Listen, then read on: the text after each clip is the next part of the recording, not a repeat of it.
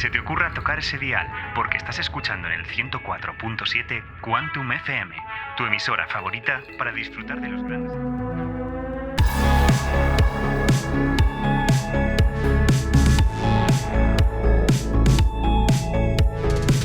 Bienvenidos a nuestra cuarta emisión. En el episodio de hoy vamos a viajar al pasado remoto del universo. Rebobinaremos la cinta y veremos cómo todas las galaxias del cosmos se van acercando unas a otras hasta fusionarse en una sopa primordial. Seguiremos echando atrás la película para aclarar la historia que al menos yo creo que es la peor contada de toda la ciencia. La teoría del Big Bang, el modelo físico que explica cómo el universo ha alcanzado su madurez actual. Veremos que a pesar de sus éxitos, la teoría del Big Bang está incompleta y que tiene que haber una pieza más, una clave que creemos tener ya, la inflación cósmica, la teoría que nos describe el origen de las partículas que nos forman. Hoy en este programa hablaremos del principio de lo que comúnmente llamamos materia. ¿Qué sabemos sobre este origen? ¿Hay alternativas al Big Bang? ¿Cómo podemos saber qué ocurrió hace tantos miles de millones de años? Para hablar de todo esto, como es tradición, contamos con un experto en la materia. Carlos Duaso Puello, aragonés, oscense, del pueblo de Monzón, doctor en física teórica por la Universidad de Ámsterdam, especializado en cosmología e inflación, recién doctorado, doctor Carlos Duaso. Una aproximación cosmológica al bootstrap. O sea, No, una aproximación bootstrap a la cosmología sería. Es una manera de hacer los cálculos, simplemente. Vale. Y bueno, decir que eres actualmente investigador postdoctoral, nada menos que en la Universidad de Cambridge. Sí. ¿Cómo es el ambiente por allí? Bueno, hace un tiempo de mierda, llueve mucho. Eso es lo malo. Eso es lo malo, pero no, la universidad está muy guay. O sea, es un ambiente científico muy chulo. Tú y yo tenemos cierta historia, por así decirlo. ¿De qué me conoces tú? En realidad iba a decir de la uni de clase, pero no, te conozco incluso de antes, de la Resi, ¿no? Claro. De venir aquí a Madrid a estudiar y encontrarte en la Resi, en las novatadas, haciendo cosas humillantes, mientras yo también hacía cosas humillantes. Llegamos a la vez a estudiar la carrera en Madrid. Sí. Pero sí. Y luego ya fuimos compañeros en clase. Claro. Compas de clase todos los años. Tengo muchos secretos de José Luis de Crespo. Aquí en este canal hay que llamarte Crespo. De Crespo. Esta es una, ¿cómo me solíais llamar? José Lu. José Lu. Claro. Pues... Por cierto, antes de nada, te he traído un presente. Uy, más presentes. Un obsequio. Esto se está volviendo ya una costumbre. Para los próximos invitados, ya sabéis qué hacer, ¿no? No, es un libro de cosmología. Hostia, qué guay. De Daniel Bauman. Lo ha escrito Daniel, que es el que ha sido mi director de tesis. Voy a quedar como un pelota ahora, regalándote el libro de mi director de tesis, en plan. Pero creo que está muy bien. Y vayamos al grano. Esta historia seguro que la habéis escuchado 1000 veces. Atentos. En el origen de los tiempos había una singularidad, una especie de punto en el que estaba concentrada toda la materia del universo. Un día, ese punto estalló, hizo bang, y de esa explosión salieron todos los elementos a partir de los cuales se formaron las estructuras que vemos en el universo. Galaxias, estrellas, planetas, etc. Esta gran explosión fue el origen de todo lo que vemos. Todo este relato, contado hasta la saciedad en todo tipo de formatos, libros, documentales, charlas, está tremendamente mal. Mal. Ya podéis olvidar lo que he dicho. Fuera de vuestra cabeza. No sabéis la cantidad de puntos que son erróneos. Quedaos con esto. La teoría del Big Bang no dice nada de esto. Quedaos con nada. Por contraintuitivo que parezca, el Big Bang realmente no fue ninguna explosión. Fijaos, si hubiéramos salido todos de una explosión, sería intuitivo que el epicentro de ese Big Bang fuera el centro del universo. Por contra, Carlos nos responde esto. Les diría que no hay centro del universo. O sea, uno de los pilares de la cosmología moderna es el principio cosmológico. El universo tiene básicamente las mismas propiedades y es muy homogéneo a grandes escalas. Es decir, más o menos en todos lados el universo tiene más o menos la misma pinta. Si hay una civilización extraterrestre en una galaxia súper lejana y miran al cielo nocturno, verían una cosa parecida. Esto quiere decir que no hay ningún punto privilegiado en el universo, que todos son más o menos equivalentes y por lo tanto que no hay ningún centro. ¿Implica eso que el universo es infinito? No necesariamente. O sea, el hecho el principio cosmológico este que decía implica que no hay un centro y tampoco que no hay límites al universo. Y entonces uno puede decir, bueno, pues si no hay límites, tiene que ser infinito. Pero realmente no. Hay una posibilidad lógica que es que el universo... La analogía que se suele hacer es con la superficie de una esfera, ¿no? Que no es infinita y sin embargo no tiene límites. La superficie de una bola no tiene ningún límite, ninguna frontera, pero no es infinita. El universo podría ser una cosa equivalente, pero en 3 dimensiones. O podría ser infinito. No lo sabemos. Esto lleva al concepto del universo observable, que sí que es finito y sí que tiene bordes. Es decir, el universo observable es el universo que podemos ver. Como sabrá la gente que nos escucha, la luz tiene una velocidad finita. Esto significa que desde el principio del universo hasta ahora, la luz ha tenido un tiempo finito para viajar. La luz solo ha tenido 13.800 millones de años para llegar desde sus puntos más alejados del universo observable hasta nosotros. Y más allá no podemos ver qué hay. Sencillamente porque no ha dado tiempo. Sencillamente porque no ha dado tiempo de que nos llegue la luz. Entonces eso, que llamamos universo observable, eso sí que es finito. Pero el universo en sí, en principio, creemos que continúa más allá del universo observable y no sabemos si es infinito o no. Claro, una cosa que también sorprende bastante es cuál es el radio del universo observable. ¿Te lo sabes de memoria más o menos? Sí, son 40.000 millones de años luz, sí. Por otro lado, nos dicen que el universo tiene 13.700 millones de años. Entonces, ¿no sería lógico, ¿no? Si ese último rayo, ese rayo que ha estado 13.700 millones de años viajando hasta nosotros, eso es lo que marca el universo observable? ¿No deberíamos decir, pues, el radio del universo observable es 13.700 millones de años luz, no esos casi 50, ¿no? Eso sería lo normal si el universo fuese como nos lo imaginamos, así, de manera inocente. Quietecito, ¿no?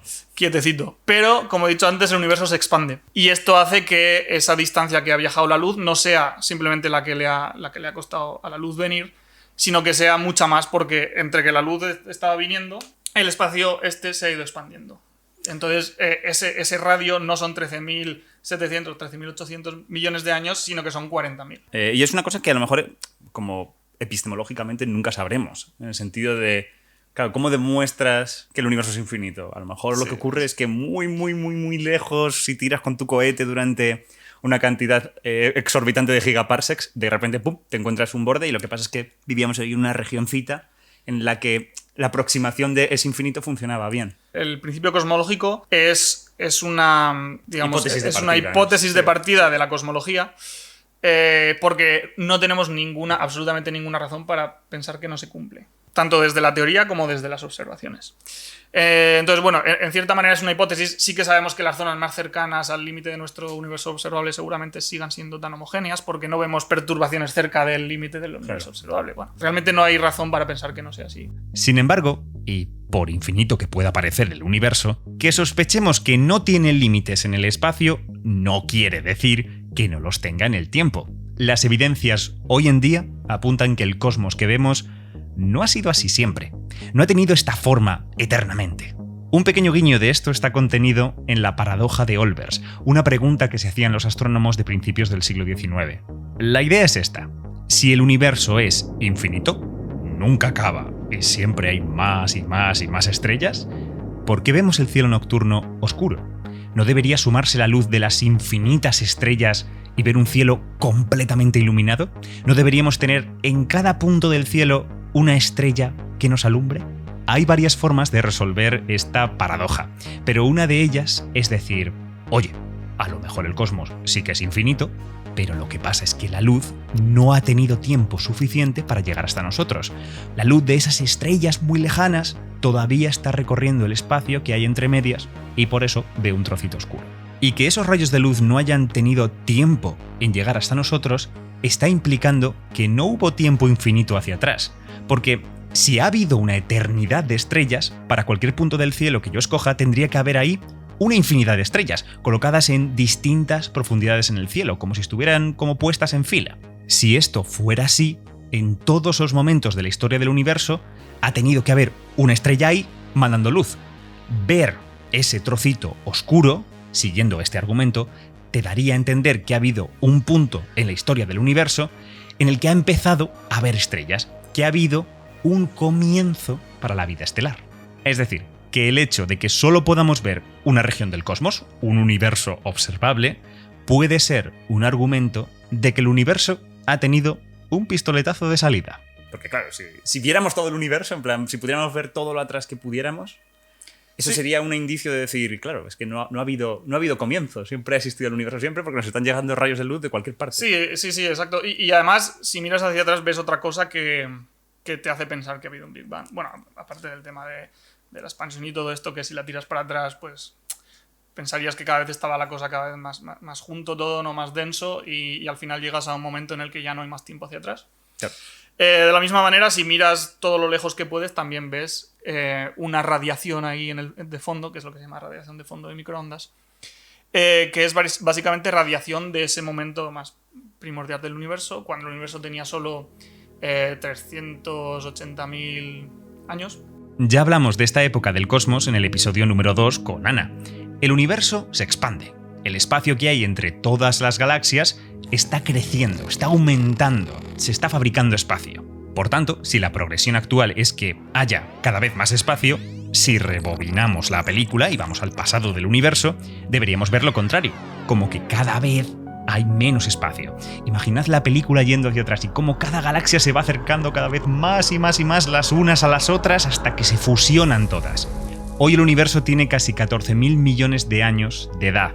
Si echamos la cinta hacia atrás hasta los 300.000 años más o menos, encontraremos que las galaxias se han espachurrado tanto unas contra otras que todo el universo tiene ahora la forma de un plasma. En este universo jovencito con forma de plasma, los átomos no existen. Sus componentes, los electrones, protones y neutrones, estaban por separado en esta sopa. Y dado que protones y electrones son partículas cargadas eléctricamente, interactúan con las ondas electromagnéticas, que también estaban dentro del plasma. Hablo de lo que normalmente llamamos luz. La luz dentro del plasma vivía como en una especie de pinball, siendo constantemente absorbida y remitida por las cargas que vivían aquí dentro, esos protones y electrones. La luz no era libre como lo es ahora, que puede recorrer las vastas distancias del universo sin encontrarse con absolutamente nada. En esta época, el cosmos era tan denso y tan lleno de cargas que moverse en línea recta, al menos en las grandes distancias, le era muy difícil. Pero el universo se expandía, las distancias crecieron y poco a poco la temperatura y densidad del plasma bajó lo bastante como para que protones, neutrones y electrones sintieran las fuerzas que los unen y se combinaran para formar átomos. Los átomos globalmente no tienen carga eléctrica. La carga positiva de los protones es contrarrestada por la carga negativa de los electrones. Por lo que ahora, sin cargas de por medio, la luz golpeó por última vez este plasma, esta materia, y salió despedida al espacio profundo. La cosa es que algunos de estos rayos siguieron viajando después de su liberación durante miles de millones de años. Desde la Tierra podemos aún verlos llegar desde las regiones más alejadas del cosmos, tanto que podríamos decir que estos rayos vienen del fondo. Además, estos rayos nos llegan muy afectados por la expansión del universo. Como ondas electromagnéticas, el crecimiento del espacio ha hecho que estas ondas se estiren, bajando su frecuencia. De ser luz perteneciente al visible, la expansión del universo les ha robado tanta energía que las ha convertido en microondas, las ondas electromagnéticas que usamos para la tele, el móvil y para calentar la leche todas las mañanas. En pocas palabras, desde el fondo del cosmos nos llegan un montón de microondas que nos transmiten cómo era el plasma ancestral. Una foto del universo bebé. Este es el fondo cósmico de microondas. Claro, ¿y esta foto cómo la hemos conseguido? Es decir, claro, estos fotones están ahí, los hemos recogido, pero... Realmente recogerlos no es tan difícil. O sea, hay una cosa muy guay, que es que cuando tú ves ruido blanco en la tele, bueno, en las teles modernas creo que no, pero en las teles estas antiguas de tubo y por ahí, cuando no las conectabas a una antena, salía el ruido blanco ¿no? Con el multijugador del LOL glitchea, pues un poquito ha tenido la culpa el fondo microondas. Sí, exacto. O sea, este ruido blanco, no todo el ruido blanco, pero como un 5% o algo así, era el fondo de microondas. Pero bueno, las imágenes más precisas, las mediciones más precisas de este fondo de microondas se han conseguido con satélites que se han lanzado al espacio. Yo creo que el primero fue Kobe en los 90, satélite japonés. Estos satélites lo que hacen es que los tiran al espacio y entonces miden en cada punto del cielo, miden esta radiación de fondo. Como una especie de imagen 360, por así decirlo. Exacto, ¿no? exacto. Es una imagen, pues claro, de todos los puntos del cielo, es decir, como toda la esfera que te rodea. Luego vino WMAP, que era un satélite de la NASA, que mejoró mucho las mediciones, y luego ya vino Planck, que es un satélite de la Agencia Espacial Europea, que nos ha dado las mejores... Aplauso total a la ESA por darnos... la mejor foto del fondo de microondas. O sea, sí. por a mí, top cosa que ha hecho la ESA. Sí, claro. Sí, el satélite Planck ha sido importantísimo. Y luego también ha habido mediciones desde la Tierra, con globos, suben varios kilómetros o algo, y entonces toman mediciones desde ahí. Supongo que ahora lo que queda decir es, ¿y qué sale? En el sentido, ¿cómo es esta imagen? Lo que se ve es que es una imagen muy, muy homogénea. O sea, básicamente como un color plano. Como un color plano, sí. Tiene la misma pinta en toda la esfera, ¿no? En todos los puntos a los que mires. Vaya mierda de imagen. Básicamente la misma pinta, pero lo interesante está en que si afinas y tienes instrumentos muy buenos, puedes ver que no es exactamente la misma, sino que cambia un pelín en una parte por 100.000. Una parte en 100.000... recuerdo que Henry de Minute Physics tenía como una analogía con esto y es como si pudieras distinguir la altura de una bacteria en una pelota de tenis. Claro, entonces son diferencias muy pequeñas, que es un poco lo que estabas diciendo antes, que el universo se expande igual en todas partes y se comporta de forma homogénea, isótropa, ¿no? Tiene este comportamiento porque la materia en él también tiene estas propiedades. Sí, exacto. O sea, lo que estamos viendo, como decía, con este fondo de microondas es una foto de cuando el universo era mucho más joven, tenía solo unos 400.000 años. Y lo que vemos es que entonces ese universo, que tenía solo 400.000 años, era súper, súper homogéneo, era muy igual en todos los lados, tenía como prácticamente la misma densidad en todos los lados. Con eso, con variaciones de una parte por 100.000, que es enano. Pero esas manchitas pasan cosas, ¿no? Esas manchitas son importantes para vosotros los cosmólogos, ¿no? Esas manchitas son muy importantes, sí, es una de los santos griales de la cosmología, porque contienen mucha información. ¿Qué información se puede sacar de unas manchas? Aquí va una analogía culinaria. Imaginaos que estuviera haciendo una sopa y os mando un vídeo de la sopa burbujeando en la cazuela. De esas burbujas, si tenéis conocimiento y buen ojo, podríais deducir algunas cosas. Por ejemplo, si hay muchas burbujas y aparecen y desaparecen con facilidad, podríais deducir que la sopa es muy ligera, muy líquida. Mientras que si veis pocas burbujas grandes y que rompen con dificultad, podríais deducir que estoy haciendo algo mucho más puré. Solo a través de las burbujas estaríais averiguando propiedades de la propia sopa. Y de ahí podríais llegar a decir, bueno, si es tan espesa es porque le ha echado pues patatas o este ingrediente que le da mucho cuerpo.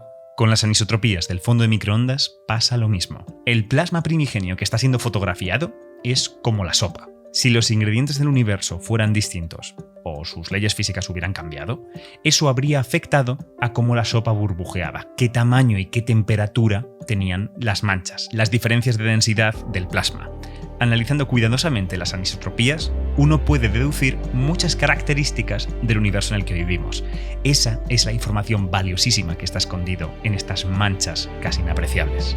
Bien, con todo esto sobre la mesa, la expansión del universo, el fondo de microondas y sus manchitas, las anisotropías, creo que estamos listos para regresar al Big Bang. Yo creo que la imagen clásica que tiene todo el mundo. El universo surgió, un punto que explota y esa explosión, lo que...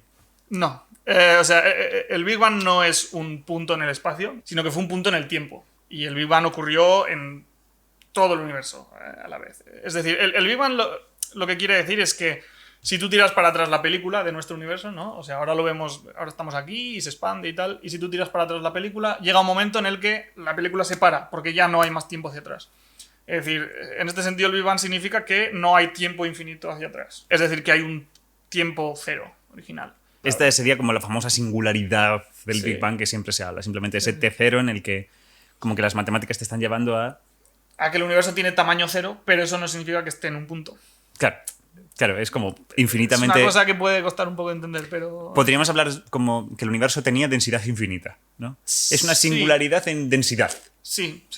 Como que es infinitamente denso en todos sus puntos. Sí, exacto. Porque estás como colapsando la infinitud del universo, la supuesta.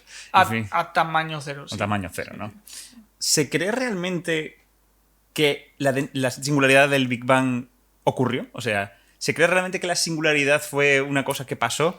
A ver, no sabemos realmente qué ocurrió cerca de la singularidad o en la singularidad, porque las teorías que tenemos ya no responden a esas escalas. Las teorías que tenemos no son válidas a esas escalas, por lo tanto no podemos saber o decir a ciencia cierta lo que ocurrió a esas escalas. Esa singularidad es a lo que te llevan las ecuaciones de Einstein, digamos, aplicadas al universo. Entonces la teoría de la relatividad general de Einstein sí que nos dice que hay ahí una singularidad. Dicho de otra manera, lo que nos dice es que si tú sigues la trayectoria de cualquier partícula, cualquier átomo del universo, si la sigues hacia atrás en el tiempo, llega un momento en que ¡pum! Se corta. Ya hay un T0. O sea, hay un tiempo cero. No va más para atrás que eso. Pero realmente sabemos que a esa escala, cuando las distancias en el universo se han hecho tan pequeñas y demás, necesitamos otra teoría de la gravedad cuántica, una teoría que no tenemos a día de hoy para ver lo que pasa. Entonces, bueno. Es decir, que nos tendríamos, como toda esta idea del universo, vamos a irlo comprimiendo, vamos a ver qué pasa. Como que tendríamos que cortarlo en algún punto y decir, mira, a partir de aquí ya no voy a tomarme en serio lo que va a pasar, a lo mejor aquí vamos a tener que meter otra cosa. Exacto, sí. Pero para adelante, guay. Para adelante, guay. Pero para adelante, guay. Claro, en este sentido, ¿qué evidencias... Ya al margen de... Esto también me recuerda mucho en física clásica totalmente. Por ejemplo, tú tienes un planeta y modelizas la gravedad que ese planeta tiene a otro cuerpo, una luna, lo que quieras. Pues ahí también tienes una divergencia, que es si te vas como al centro del planeta, ¿no? Como tal, ¿no? Es modelizado de esa manera. Sí. ¿No? Que es como la gravedad va por 1 partido por r cuadrado, pues si te vas a R0, ¿no? Vas al centro del planeta, ¡boom! Eso estalla. Sí. Cuando... Sí, tienes como que modelizarlo algo mejor y decir, bueno, es que cada vez hay menos masa en esas cortezas esféricas, por lo tanto la gravedad tiene que disminuir, ¿no? Exacto, sí. Entonces puede estarnos pasando algo así con el Big Bang y falta como otra cosa que encajar, solo que... Totalmente, sí. Faltan varias cosas y una cosa que falta es una teoría que valga a esas escalas tan pequeñas. Es decir, que sí podría haber tiempo anterior. Sí. Bueno, es que depende de cómo sea tu teoría cuántica ahí. Sí. Entonces, pero a ver, es que hay teoremas de Hawking y Penrose, por ejemplo, que te dicen que si la relatividad general sigue siendo válida para un universo razonable con materia, radiación, etcétera, tienes una singularidad. Es inescapable. O sea que no es escapable que haya una singularidad ahí. A ver, magia gravitacional cuántica puede pasar cualquier cosa. ¿Qué más evidencias tenemos de que la teoría del Big Bang es la teoría correcta de al menos la evolución del universo? Sí, pues, hombre, por ejemplo, uno de los grandes éxitos de la teoría del Big Bang es que predice muy bien el porcentaje de distintos átomos, de distintos elementos que tenemos en el universo. Tal vez no sepáis esto, pero buena parte de los elementos de la tabla periódica fueron creados dentro del corazón de las estrellas. Hablo del helio, el litio, el oxígeno, el nitrógeno, el carbono. Dentro de las estrellas, núcleos ligeros de hidrógeno se combinan en reacciones para crear todas estas sustancias. Esto es lo que se llama nucleosíntesis. Nuestros átomos fueron cocinados en los hornos más potentes del universo. Es la mítica frase de «somos polvo de estrellas». ¡Oh, qué bonito! Sin embargo, hubo una parte del helio, el litio y otros elementos que no fueron creados dentro de las estrellas, sino en un horno más primigenio. En los primeros minutos después del Big Bang, el universo estaba tan comprimido que a efectos prácticos era como el interior de una estrella, por lo que en esos primeros instantes se debieron crear un poquito de estos elementos ligeros. Esto es lo que se llama la nucleosíntesis primordial. Y con la teoría del Big Bang, que te dice cómo fue y cuánto duró este plasma creador de elementos, puede predecirse la abundancia de estas sustancias que debería haber salido de ahí. Estas abundancias las detectamos en el universo y vaya por donde coinciden con lo que dice la teoría. Últimamente me he topado con la noticia de «El James Webb pone en duda que el Big Bang sucediera», haciendo referencia al telescopio James Webb, que parece que está detectando galaxias bien formadas que en principio son más antiguas de lo esperado. En mi humilde opinión, yo creo que esto no destruye la teoría del Big Bang. Lo que te dice la teoría del Big Bang es que el universo comenzó en un estado muy denso, el plasma, y que ese plasma evolucionó, formó una nube de átomos que posteriormente colapsó en estrellas, galaxias, etc. La teoría del Big Bang habla sobre cómo ha cambiado el cosmos. Tal vez haya que hacerle algún ajustillo por aquí y por allá para corregir algunos detalles, pero el concepto clave, corazón, el concepto pilar de que el universo comenzó muy comprimido y después el espacio se expandió, es una idea muy difícil de rebatir. No solo porque cuadren las abundancias de los elementos ligeros o porque midamos la expansión del universo, sino porque tenemos literalmente una foto de este universo comprimido, el fondo de microondas. Si quisiéramos destruir, tirar a la papelera la teoría del Big Bang, tendríamos que encontrar una manera de justificar qué es el fondo de microondas y por qué encaja tan bien con todas las propiedades del universo cercano bien evolucionado. En definitiva, que el cosmos que vemos haya tenido Un principio es una idea científica muy robusta. Pero como siempre, el diablo está en los detalles. La teoría del Big Bang es, como tal, ¿no? Clásica. ¿Es perfecta? ¿Nos resuelve todas las cosas que vemos observacionalmente del universo? No todas. O sea, tiene lagunas en el sentido de que hay cosas que no explica. Es decir, es una teoría buena que responde muy bien a lo que se le pregunta, pero es incompleta. ¿Podrías contarme de algún problema que tenga la teoría del Big Bang? Alguno que te guste, de todos. Sí. Bueno, o sea, podemos mencionar los igual 3 más importantes. Vale. Que son, primero, el problema de la curvatura, lo que se llama problema de la curvatura, que es que observamos que el universo que vemos es bastante plano. Me encanta que hayas escogido el más complicado de contar. Muy bien. Empecemos con lo duro. No es tan complicado. Pues a mí siempre me lo ha parecido. Sí, a mí me parece que es más... Bueno, no sé si es más complicado de contar el problema del horizonte, que lo hablaremos luego, pero sí es más complicado de convencer que es un problema. Planitud. El universo ahora es muy plano, tiene poca curvatura espacial. Vale, ¿a qué nos referimos con plano? ¿Plano en el sentido de que el universo es plano en el sentido terraplanista? ¿O...? Bueno, sí, algo así, ¿no? O sea, no. Sí, porque, o sea, en otras dimensiones, pero... Vale, en otras dimensiones. En distinto número de dimensiones. Claro, el universo es una cosa que tiene 3 dimensiones espaciales, ¿no? Vale. Al principio, eso es lo que vemos. Esto es un poco difícil de imaginar, pero estas 3 dimensiones espaciales pueden tener curvatura. ¿Qué significa la curvatura? Pues que si yo tiro 2 rectas paralelas, así ahora mismo, estas rectas, si el universo es plano, van a seguir paralelas siempre. Pero si el universo tiene curvatura, por ejemplo, positiva, pues estas rectas van a tender a juntarse. El universo podría tener curvatura, su parte espacial, y lo que vemos es que la tiene muy, muy baja. Es decir, no hemos conseguido detectar ninguna curvatura y lo hemos medido con una precisión de una parte en 10.000 o algo así. Así que si tiene curvatura es más pequeña que una parte en 10.000. Es muy poquito. Ahora, la gravedad, a medida que el universo evoluciona, la gravedad va haciendo que la curvatura crezca. Entonces esto quiere decir que, al principio del universo, en sus primeros segundos, en su primera fracción de segundo, si ahora ya es muy plano, entonces tenía que ser, bueno, espectacularmente plano. Es una cosa de locos. Como plano en una parte por 10 a la 60, una locura. 10 a la 60. Claro, como el Una proceso natural es curvarlo, ¿no? Si ahora está... Pues anterior que Si estaba. ahora es muy plano, entonces tenía que ser espectacularmente plano. La teoría del Big Bang no explica por qué el universo empezó tan plano. Parece un...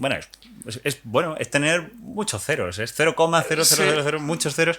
Parece un caso de fine-tuning, ¿no? Fine-tuning, exacto. Es ajuste fino, que se llama así. ¿Eso estrictamente es un problema? ¿O es como que nos incomoda como científicos? Depende cómo te lo tomes. Digámoslo así, es una cosa que la teoría del Big Bang no explica. No explica por qué esa cifra. Tampoco explica por qué la constante de Hubble es 60 y bastante. Pero no explica por qué esa cifra. ¿Cuánto es la constante de Hubble? La constante de Hubble, ya, buena pregunta. Vale, ok. Entre 68 y 73 kilómetros por segundo por megaparsec. ¿En qué equipo estás? Yo ninguno. Vale, No voy a meter. Estoy haciendo muchas digresiones, ya está bien. Luego hay más cosas para las que la teoría del Big Bang no tiene una respuesta. Por ejemplo, el hecho que hemos comentado antes de que el universo es muy, muy homogéneo. Tanto ahora como cuando era muy, muy joven. Si yo ahora cojo en el universo actual una región así, un volumen que contiene, por ejemplo, 100.000 galaxias o algo así, y luego me voy súper lejos, a la otra punta del universo, y cojo otra región del mismo tamaño, tiene también más o menos el mismo número de galaxias. Es decir, que la densidad de galaxias, la densidad de materia así a gran escala en el universo, es súper uniforme, es muy, muy igual en todos los lados. Claro, a pequeña escala ya no, a pequeña escala ya estamos nosotros, que somos mucho más densos que el vacío que hay por ahí, ¿no? Es decir, hay inhomogeneidades abruptas, pero a gran escala la densidad es casi la misma, prácticamente la misma, y esto quiere decir que el universo es muy homogéneo. Y si vamos atrás en el tiempo, por ejemplo, al universo cuando tenía 400.000 años, que es la foto esta que vemos de la radiación de microondas, entonces vemos que era incluso más homogéneo. Claro, por eso la foto es siempre igual en todas partes. Esto es una homogeneidad muy, muy loca, muy grande. Si yo miro al fondo de radiación de microondas en una dirección y en otra que está súper alejada, tienen prácticamente la misma temperatura y la misma densidad, las mismas propiedades. Y esto es un problema porque en el momento en el que ese fondo de microondas fue emitido, no había dado tiempo aún, según la teoría del Big Bang, a que esas dos regiones se pusiesen en contacto causal, que es tanto como decir no había dado tiempo a que la luz viajase de una a otra. Analogía tremendamente buena, cortesía de Ernesto Lozano, un fiera. Atentos. Estás en una habitación. Cierra la puerta, cierra las ventanas y enciendes la calefacción en un lado, en una pared de esa habitación. El calor del radiador se irá contagiando a las moléculas de aire que están cerca de él. Estas moléculas se lo pasarán a más moléculas, de modo que poco a poco toda tu habitación se acabará calentando. Claro, tú no esperas que esto suceda de forma inmediata. El calor tiene que difundirse. Las moléculas supercalientes cerca del radiador tienen que compartir su energía con las más alejadas y eso pues es una cadena que tarda tiempo. Lo que tú esperas en esos primeros segundos es que la parte cerca del radiador esté ardiendo y que la esquina de la habitación opuesta, todo alejada del radiador, esté fría. Sin embargo, tú enciendes el radiador, pones un termómetro rápidamente a su lado y pones un termómetro en el otro lado de la habitación y te das cuenta de que están igual de calientes. ¿Cómo es esto? ¿Cómo es posible si al calor no le ha dado tiempo a llegar de un lado de la habitación al otro? ¿Cómo se han puesto las dos zonas de acuerdo si no podían comunicarse? Al universo le pasa lo mismo. Todos esos lugares tienen las mismas propiedades cuando no han tenido tiempo de ponerse de acuerdo. El cosmos es, extrañamente, demasiado homogéneo. Pero es que es aún más loco que esto. Porque aparte de no explicar por qué es tan homogéneo, tampoco la teoría del Big Bang explica que haya estas pequeñitas inhomogeneidades de una parte por 100.000. Es decir, no explica ni que sea homogéneo ni que no lo sea exactamente. Si fuese mucho más aleatorio, es decir, cada parte tuviese una temperatura completamente distinta y eso, quizá no tendríamos este problema, pero el que sea todo tan homogéneo, tan exactamente, y además con estas fluctuaciones tan pequeñitas, no está explicado en la teoría del Big Bang. Entonces la pregunta es, ¿qué es lo que lo resuelve? ¿Tenemos una teoría que nos dice qué ha podido pasar ahí? ¿Cómo se pueden resolver todas estas cosas? Pues hay un paradigma que es el paradigma inflacionario. Inflación explica estas cosas. Es decir, es algo que podemos añadir a la teoría del Big Bang para que estas cosas queden explicadas. Esto es una cosa que siempre he visto en libros, en diagramas, y es como que colocan como la evolución del universo como esta especie de pera, cono. Te van describiendo como las fases del universo, pues aquí, estructura, aquí, la edad oscura, en el fondo de tal. Y ponen como inflación como una de esas rodajas dentro de esa evolución. Y después te ponen también el Big Bang. Como tal. Es decir, te ponen como ese punto T0. ¿Eso es correcto? Es decir, inflación es como una etapa más de ese cono que se va abriendo, o realmente es lo que sustituye esta parte que hemos dicho, mira, a partir de aquí no sabemos nada. Lo que sustituye esa parte que tendríamos que trabajar con gravedad cuántica debe ser inflación. O sea, en realidad, inflación ocurre antes de llegar al punto en el que... O sea, puede ocurrir antes de llegar al punto en el que tienes que trabajar con gravedad cuántica. Es decir, que no estamos aún en ese punto. Si te haces los calculitos, creo que el tiempo de Planck son 10 a la menos 43. Es decir, ahí es cuando necesitarías otra teoría, ya segurísimo que sí. Pero inflación podría haber tenido lugar más tarde. Se suele decir, 10 a la menos 30 y pico segundos. O sea que inflación también da margen como para que haya cosas más desconocidas. Sí, exacto. Más allá de... Exacto. Sí, inflación da margen para que haya cosas más desconocidas. Es cierto que si tú asumes que la relatividad general funciona bien y tal, sigues teniendo singularidades. Sí, inflación es lo que está ahí en el universo primitivo y soluciona estos problemas. Inflación realmente está muy, muy al principio. Inflación ocurrió esto es solo una aproximación, no es exacto, pero ocurrió básicamente durante la primera trillonésima parte de la trillonésima parte de un segundo. O sea, una trillonésima de una trillonésima. Una trillonésima de una trillonésima. Algo así. Bueno, una cosa ridícula. Una cantidad de tiempo... Creo que el nombre lo dice un poco lo que pasó. ¿Qué ocurre? ¿Qué ocurre en inflación? ¿Cuál es el fenómeno que nos resuelve estas cosas que parecen tan diferentes? Pues la definición básica es que hubo una expansión acelerada del universo que fue brutal, o sea, de una magnitud enorme. Igual que ahora mismo he dicho que el universo se está expandiendo, en inflación también se expandía, pero a una velocidad... De hecho, en ese tiempo tan pequeñito que he dicho que habría durado inflación, el universo se expandió tanto que una región así, del tamaño de un mosquito, llegó a tener el tamaño de una galaxia. Eso es lo mínimo. Podría haberse expandido incluso más. Vale, esto es algo es interesante. O sea, no se sabe exactamente... No se sabe cuánto se expandió, ¿no? Cuéntame, ¿y eso? Pero hay un mínimo. Pues porque realmente sabemos muy poco sobre inflación.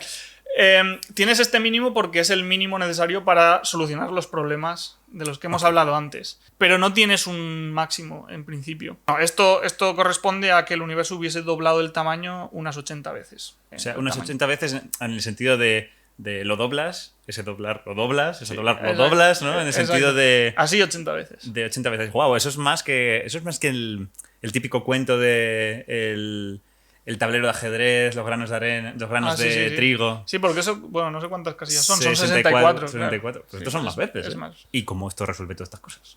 Sí, vale, se Pues, expandió muy rápido, pero ¿qué me cuentas? Empezando por el problema de la curvatura, que es el que hemos empezado también antes. Esto, para pensarlo, igual es buena analogía pensar que estás en un planeta muy pequeñito. Vale. Como en el cuento este del Principito que hay... Vale, como en Outer Wilds. Vale, okay. Eso no sé qué es. Me ofende profundamente. La gente de aquí que no juega... La gente de este chat que no juega al Outer Wilds me ofende profundamente. El Principito, que es una referencia muy universal, creo. Outer Wilds.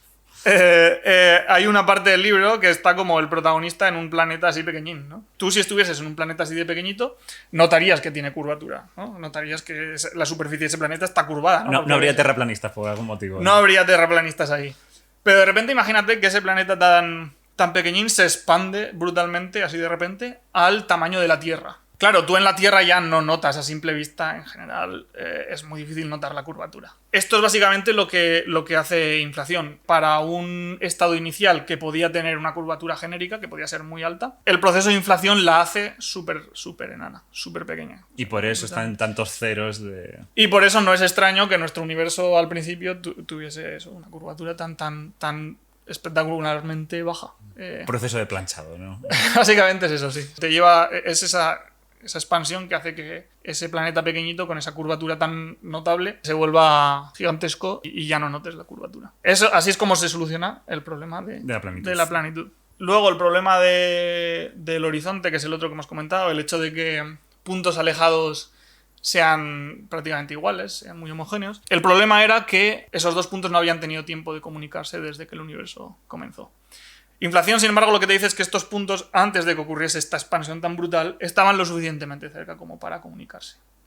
Entonces, toda esa región que nosotros vemos ahora era una región de tamaño súper pequeño antes de inflación, y por lo tanto las partículas y demás que hubiese pues podían termalizar y tener una temperatura homogénea. Y luego eso ya se expandió y por eso los vemos ahora tan alejados. Vale. Pero en realidad antes habían estado... La habitación era chiquitita al principio. Exacto, era súper chiquitita, entonces no hacía falta casi tiempo para hacerlo. Y ya se expandió, entonces ya se heredó todas las propiedades antiguas. Y lo más guay de todo es cómo se explica el tema de las... Antes de entrar en eso, porque yo creo que va a venir bien...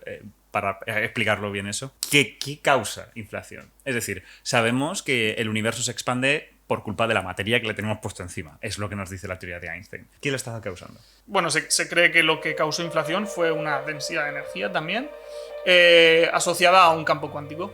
Esta puede ser la idea física más poderosa de todas. Los campos. Imagina que todo el universo está permeado por una especie de mar. Una entidad que lo llena todo. Esa cosa es un campo. Uno de los campos más famosos es el campo electromagnético, por el que se propagan las señales de nuestros móviles, antenas, etc. Es por eso que he comparado a un campo con un mar. Resulta que los campos son un tanto elásticos. Se pueden propagar ondas a través de ellos. Las ondas electromagnéticas, la luz, es una onda que se propaga en el campo electromagnético. Podéis pensarlo como un medio. La luz es la ola, el campo es el mar ondulando. Bien, pues cuando los físicos aprendieron a jugar mejor con las reglas de la física cuántica, decidieron aplicarlas a la idea de campo. ¿Qué pasaría si uno de estos mares se comportara de forma cuántica? Eso dio lugar a los campos cuánticos. Estos campos tenían un comportamiento, vaya por donde, bastante raro. Sus olas ya no se comportaban como las que estamos acostumbrados. Hacían cosas raras, como dos olas chocar y rebotar entre ellas, una ola espontáneamente romperse en olas más pequeñas, etc. Comportamientos que, más propios de una onda, diríamos que son propios de las partículas. Aquí se dio un salto de gigante.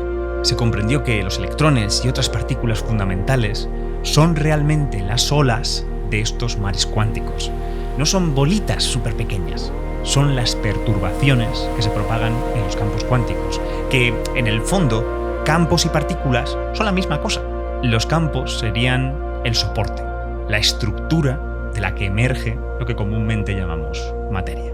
Cada partícula tendría su campo asociado, el campo del electrón, el campo del neutrino, el campo del quark-up, etc. Hay montones de campos. Sobre el espacio y el tiempo hay montones de mares superpuestos y conectados unos con los otros. Lo que creemos es que inflación fue causada por un campo de estos asociado a una partícula que llamamos inflatón, que realmente no hemos detectado, no sabemos lo que es ni qué características tiene, pero bueno, conjeturamos que existió y que era la energía de este campo cuántico del inflatón la que hizo que el universo se expandiese tan brutalmente. Claro, ahora mismo vivimos en un universo que se está expandiendo aceleradamente.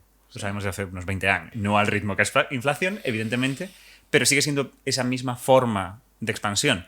Así que pueden tener las dos cosas un mismo origen. Es decir, el inflatón puede ser la llamada energía oscura. Podría ser, sí, podría ser. No lo sabemos porque en realidad sabemos muy pocas cosas sobre qué es la energía oscura y sabemos muy pocas cosas sobre qué fue el inflatón, si es que fue. Pero sí, como has dicho, los dos tipos de expansión son parecidos, hay similitudes, pero también hay diferencias. Tú has mencionado una, que es que inflación fue una expansión mucho más brutal. Claro. Otra diferencia es que inflación acabó. Sin embargo, la expansión que vemos hoy en día no sabemos si va a acabar. Claro. Podría no acabar. Esa es otra posible diferencia. Entonces, hablamos de una cosa cuántica que estuvo allí en el principio del universo, solo ella. ¿Solo ella o no? ¿Solo ella o no? Muy interesante. Ahora me cuentas más sobre esto. Infló el universo. Y eso en un momento dado se acabó. Lo que ocurre es que toda esa energía decae en forma de las partículas y de la radiación que llena el universo hoy en día. Eso es lo que se llama recalentamiento. Esto más o menos nos conecta con el problema tercero, lo que estábamos hablando, de por qué sí que hay pequeñas inhomogeneidades. Exacto. Esto es una de las cosas más guays de inflación. Esto estaba causado por la energía de un campo cuántico. ¿Y los campos cuánticos qué pasa? Pues que oscilan, tienen pequeñas perturbaciones cuánticas, ¿no? O sea, ahora mismo aquí están pasando. Lo que pasa es que normalmente son, eso, diminutas, tamaño cuántico, son pequeñísimas, no las notamos. Pero claro, ¿qué estaba pasando durante inflación? Que el universo se estaba expandiendo brutalmente. Entonces, estas fluctuaciones tan pequeñitas de tamaño cuántico se expandieron hasta tamaños, pues, macroscópicos, tamaño de galaxias, y tenían un tamaño enorme, ya no eran cuánticas, ya se hicieron fluctuaciones clásicas. Estas variaciones, estas fluctuaciones en el campo del inflatón dieron lugar a las variaciones en densidad en esa sopa de materia y de radiación que luego evolucionó en la estructura que vemos en el universo, las galaxias y demás. Es decir, esas pequeñas variaciones de densidad, los sitios más densos, por efecto de la gravedad, fueron atrayendo a la materia que había alrededor, primero la materia oscura, luego también la materia no oscura. Fueron creando pues esas acumulaciones que luego se convirtieron en estrellas, galaxias, etc. Lo que esto nos dice es que tú y yo y esto y todo, y las galaxias que vemos y por ahí, somos como hijos de fluctuaciones cuánticas del campo del inflatón.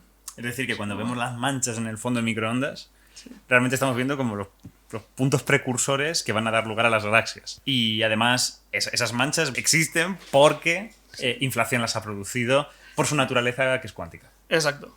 Son fluctuaciones cuánticas en origen. Es bastante guapo lo de intentar buscar esa solución al problema del horizonte, al problema de la planitud, y encontrarte que el mismo fenómeno te puede ayudar a explicar de dónde sale básicamente todas las partículas que nos forman. Y es como súper fuerte, ¿no? Es como decir, joder, es que todo el universo sale de aquí. Sale de este proceso. Y además, hay dos cosas muy guays sobre esta. La primera es que inflación sea un fenómeno que soluciona a la vez un problema súper complejo con dos partes, que es explicar por qué es tan homogéneo y luego también por qué no es exactamente homogéneo y tiene estas pequeñitas fluctuaciones. Inflación te lo explica de manera muy elegante las dos cosas. Y la segunda cosa muy, muy interesante, muy guay, es que te da predicciones que luego puedes testar en los experimentos, en las observaciones. Cuéntame un poco sobre esto. Inflación, el estatus actual es... No es una teoría bien establecida como el Big Bang o la electrodinámica. O sea, no está al nivel... Tenemos buenas razones para pensar que ocurrió, pero bueno. Primera cosa que te preguntaría.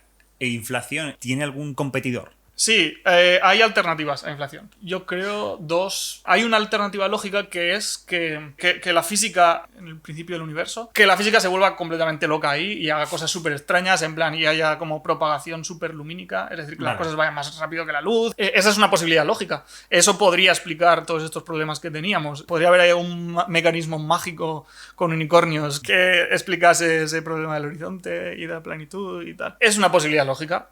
La otra es una alternativa a inflación, que es básicamente que en vez de tener un universo primitivo que se expandió muy brutalmente, pues tener un universo que se contrajo. Si tú tienes un periodo así, lo suficientemente de contracción suficientemente lenta, también solucionas esos problemas de antes. Fíjate. Estos son los modelos epirópticos, creo que se dice en castellano. Vale. Sí, que lo que dicen es que eso, el universo se contrajo y después hubo como un rebote y ya empezó a expandirse, Sí, que es lo que vemos. Es como una versión del Big Bounce, pero como tuneada para que todo esto lo resuelva. Exacto, un rebote ahí. Entonces, bueno, es una teoría que tiene también sus problemas. Tiene el problema precisamente del rebote este, que es un poquillo delicado porque ahí la relatividad general te forma otra singularidad, es muy difícil de evitar, hay mucha... Pero bueno, es plausible. Y hay físicos importantes que la defienden, ¿no? Roger Penrose defiende modelos de este tipo, en los que hay varios rebotes sucesivos y el universo se expande, se contrae, se expande. Varios rebotes. Sí, sí. De hecho, O sea, una de sus propuestas es que hay infinitos. O sea, que el universo va rebotando, contrayéndose, expandiéndose. Aún así, ¿dirías que inflación tiene más popularidad que ellos? O... Inflación es una teoría bastante más popular que estas. Pero bueno, o sea, no... Que sea popular no significa... Sí, que sea popular en ciencia en principio no significa que sea correcta, claro. Son modelos que necesitan un poquito más de trabajo para solucionar algunas cosas, como por ejemplo propiedades estadísticas de estas inhomogeneidades que vemos. Inflación las explica de una manera un pelín más natural. A mí una cosa que es cierto que un poco me incomoda es el hecho de estar conectando las fluctuaciones cuánticas con cosas a escalas cosmológicas. Ya hemos hablado antes de que no tenemos una teoría de gravedad cuántica. Estar justificando el origen de las galaxias, ¿no? En el fondo, el origen de la estructura en el universo con cosas cuánticas no es un poco estar jugando un juego que no sabemos jugar, estar utilizando una teoría que no tenemos. Ojo, porque las fluctuaciones cuánticas de cierto tamaño, por encima de la escala de Planck, sí que se pueden tratar y explicar con la teoría cuántica de campos que tenemos. Okay.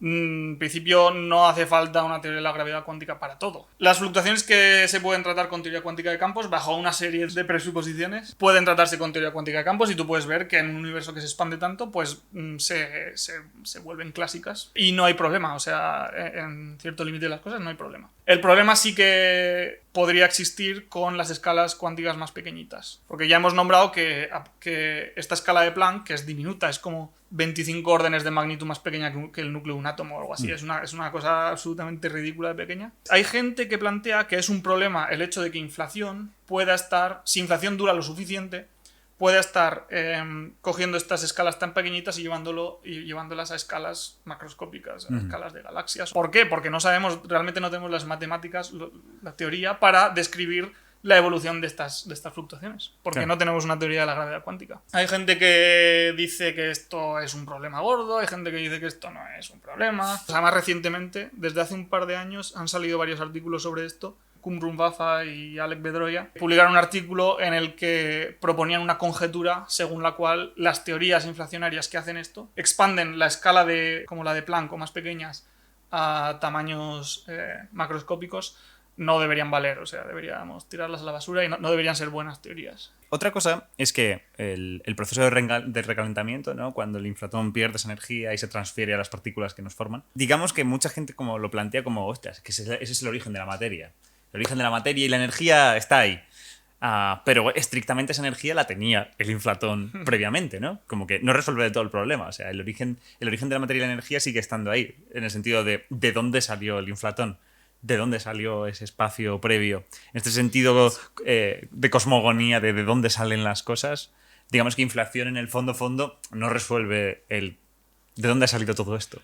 Hombre, claro, o sea, inflación no resuelve las preguntas últimas estas de dónde viene el universo, qué ocurrió en la singularidad. Y el Big Bang tampoco, ¿no? El Big Bang tampoco, claro.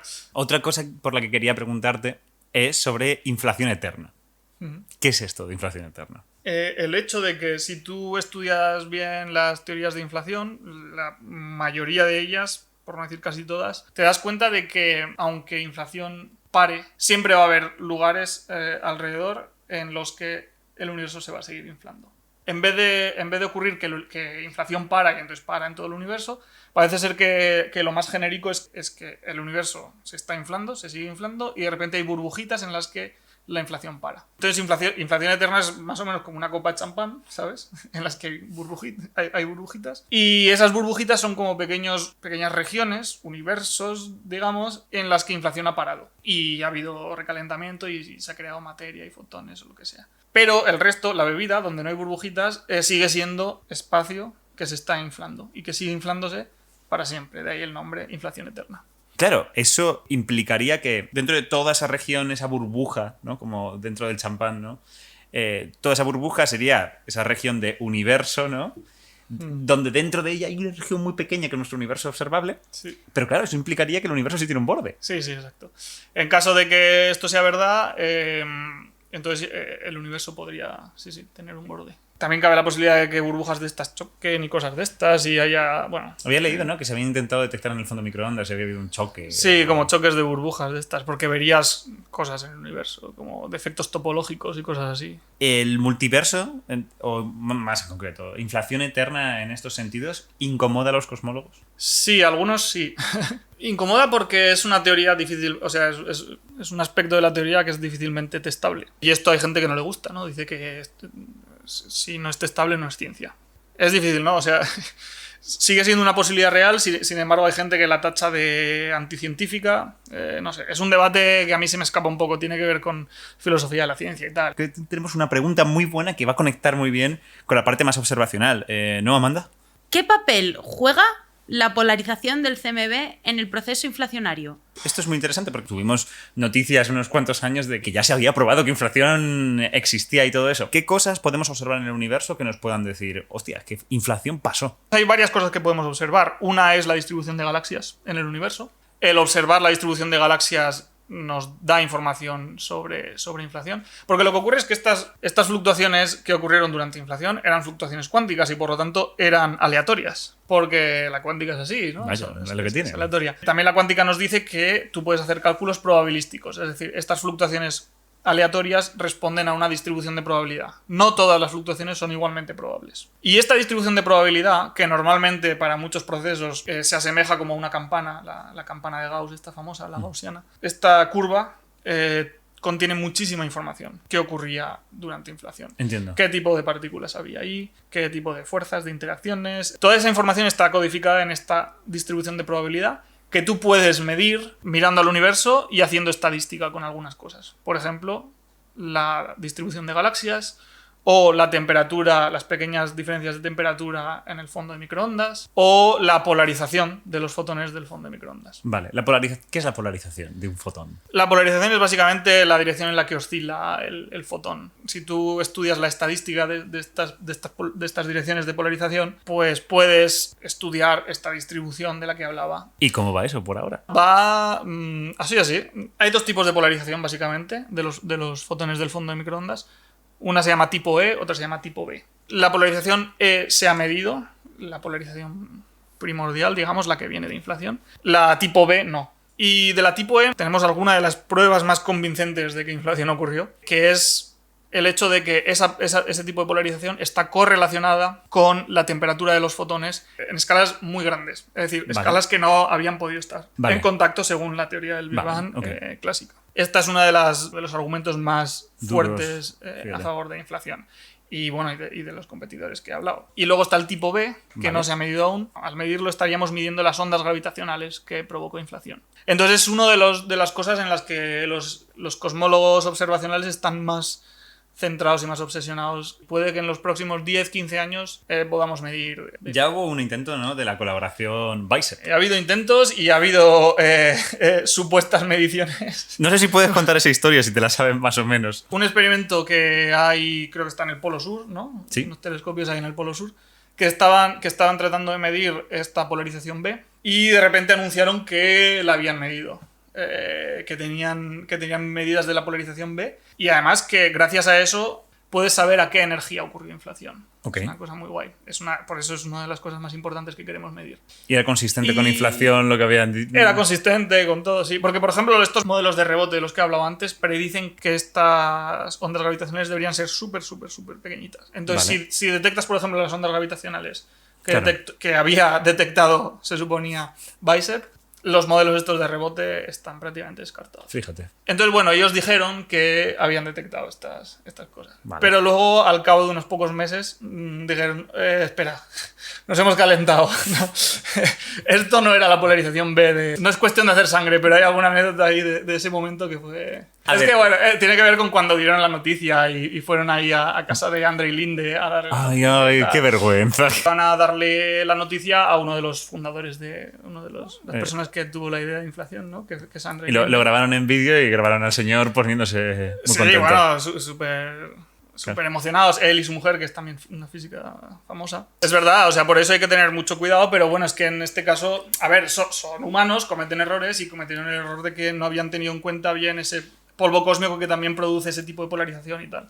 A ver, Son cosas que pasan, la ciencia es humana, o sea, no hay que darle Bueno, más vueltas. ¿no? me funarán en Twitter, pero a ver, yo también he escuchado que como los datos de Que había- Planck que había iban prisa, a... ¿no? Había prisa, ¿no? Como los datos de Planck iban a salir y si los datos de Planck iban a medir muy bien el polvo de la galaxia, se la jugaron. Sí, un pues poco. por esta razón quizá habría que quitar un poco estas lógicas competitivas de la ciencia, ¿no? Claro. Y para que las cosas se hagan con más cuidado y tal. Exactamente. ¿Tú notas en tu entorno que eso sucede más frecuentemente de lo normal? Sucede, o sea, sin más. Se nota. En plan de que hay veces que no tienes tiempo. O sea, sobre todo si sabes que hay otro grupo que va a publicar cosas parecidas, pues, joder, te intentas como dar mucha prisa, tal. Y eso tiene problemas.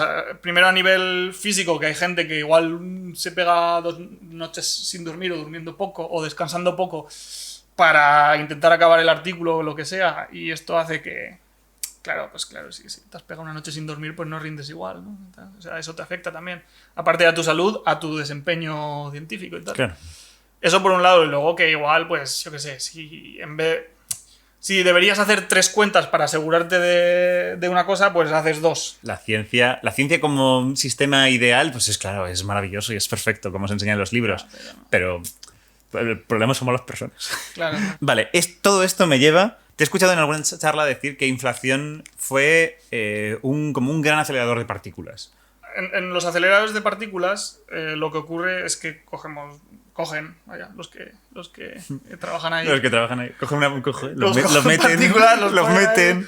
los tiran así y las aceleran un montón, estas partículas, y las hacen chocar, ¿no?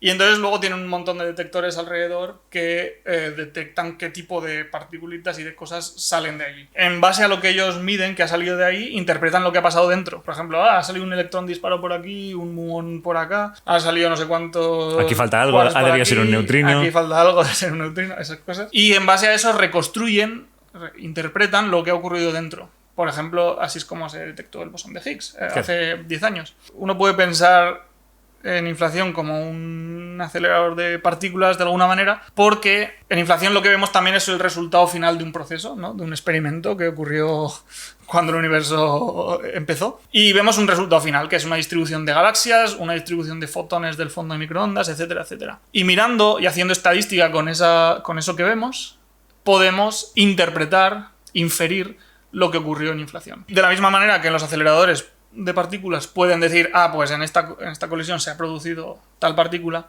en inflación podemos hacer una cosa parecida. Porque si durante inflación hay producción de cierto tipo de partículas de masa X, spin Y, esa partícula deja un tipo de huella en las fluctuaciones cuánticas esas de las que hablaba, que luego se estiran y forman lo que vemos. Mirando a la distribución de galaxias y demás, según la forma que tenga y la estadística que tenga, podemos inferir qué tipo de partícula ha sido producida. Esto tengo que decir que no se ha conseguido aún, pero el potencial está ahí, es una posibilidad. Sí, como que la metodología la habéis desarrollado para poder... Sí, la metodología existe, o sea, la teoría existe, esto es potencialmente posible de hacer. Hacen falta experimentos más precisos y mediciones más precisas y cruzar un poco los dedos porque las señales sean suficientemente grandes. Y esto es importante porque inflación fue un proceso súper energético. Claro. Hasta tal punto de que inflación, no sabemos exactamente cuál fue su energía, pero podría haber tenido una energía hasta 10 1000 millones de veces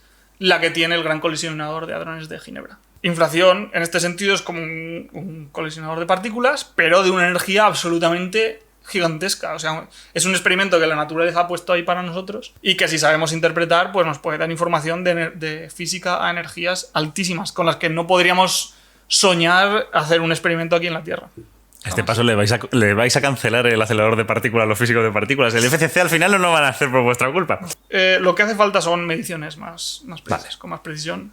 Y de algunas cosas que aún no hemos medido, por ejemplo, o aún no se han medido del todo bien, como por ejemplo la señal está de la línea de 21 centímetros del hidrógeno, que es una cosa que está muy guay porque nos daría una imagen de la edad oscura del universo, que es esto que está entre que se emitió el fondo de radiación de microondas y se empezaron a formar las primeras galaxias. Toda esta etapa hay una serie de mediciones que te pueden dar un montón de información sobre eso. Y ahí sí que esas se podrían usar, por ejemplo, para esto. Dicen que para medirla bien habría que montar un observatorio en la cara oculta de la Luna. Entonces, claro, esto es un poco complicado. ¿Qué estamos esperando? Quería preguntarte por tu experiencia como investigador en el extranjero. Tú has hecho tu máster fuera, has hecho tu doctorado plenamente fuera. ¿Cómo ves un poco las condiciones fuera versus lo que algunos colegas están teniendo aquí en España? ¿Cómo lo ves como globalmente?